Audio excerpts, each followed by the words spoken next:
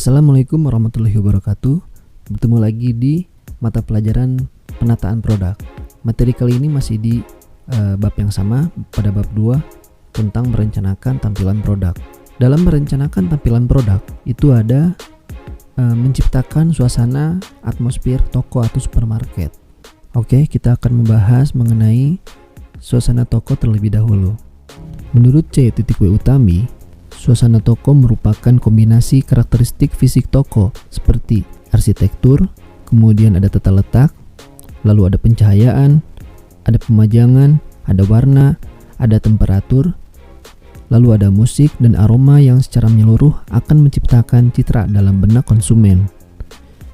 Jadi secara tidak langsung, suasana toko juga dapat merangsang konsumen untuk melakukan pembelian. Lalu ada faktor yang mempengaruhi suasana toko.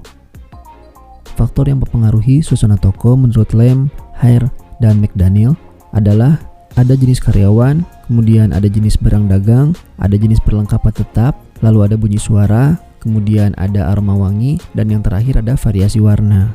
Kita akan menjelaskan jenis karyawan terlebih dahulu. Jenis karyawan yaitu karakteristik umum dari karyawan yang mereka miliki. Contohnya yaitu kerapihan, kemudian tingkat wawasannya, dan tingkat keramahannya.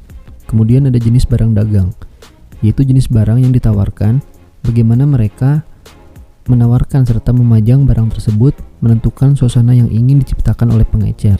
Lalu ada jenis perlengkapan tetap. Nah, jadi pemilihan furnitur dan peralatan yang ada disesuaikan dengan suasana yang ingin dicapai. Kemudian faktor yang mempengaruhi suasana toko selanjutnya yaitu ada bunyi suara.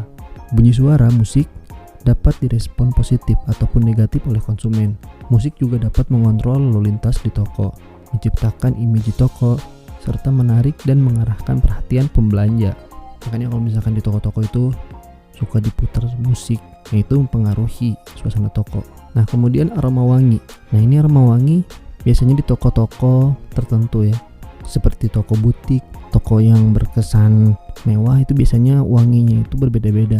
Adanya aroma yang khas akan mempengaruhi penilaian positif dari calon pembelian terhadap produk yang didisplay, serta calon pembeli akan menghabiskan waktunya lebih lama untuk berbelanja.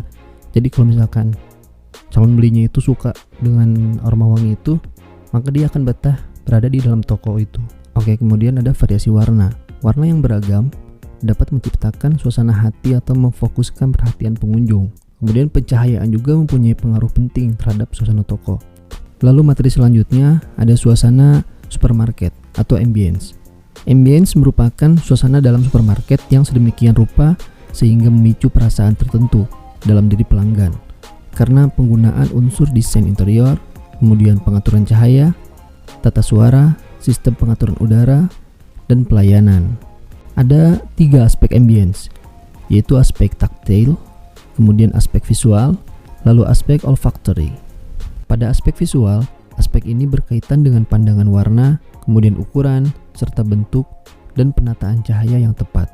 Untuk itu, ada prinsip-prinsip dalam mendesain suatu visual. Dalam aspek ambience, ada simplicity. Simplicity itu yaitu desain visual yang menekankan kesederhanaan.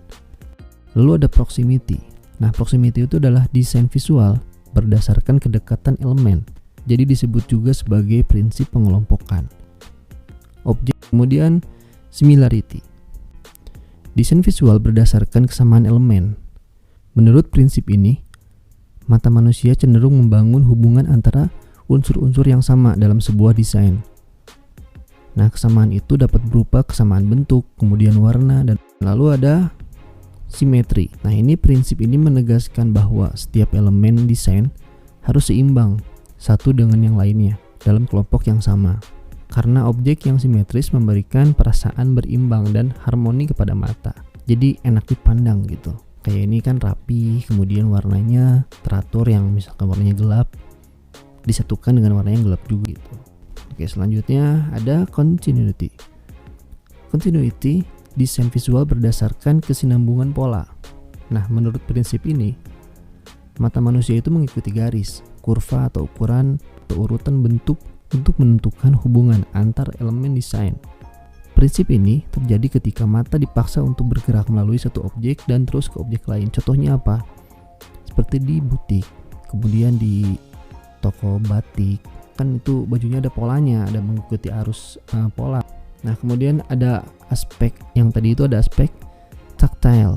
Aspek ini berkaitan dengan sentuhan tangan atau kaki dan mata yang membuat pelanggan ingin merasakannya.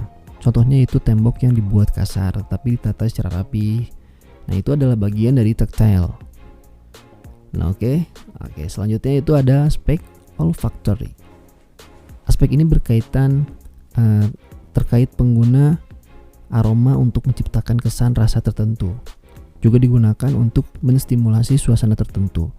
Contohnya aroma segar, kemudian aroma kesejukan, kemudian aroma kebun, suasana pesta dan sebagainya, itu termasuk ke dalam aspek olfactory. Oke, kemudian terakhir ada tema visual display.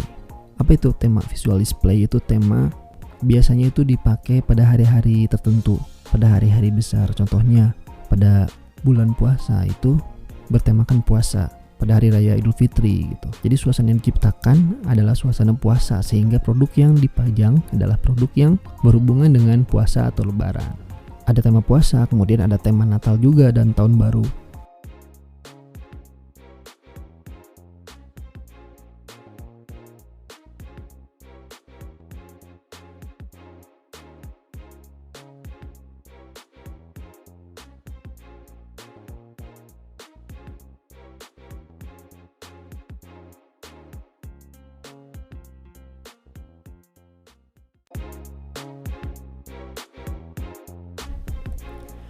Oke, cukup sekian penjelasan hari ini mengenai menciptakan suasana atmosfer toko atau supermarket.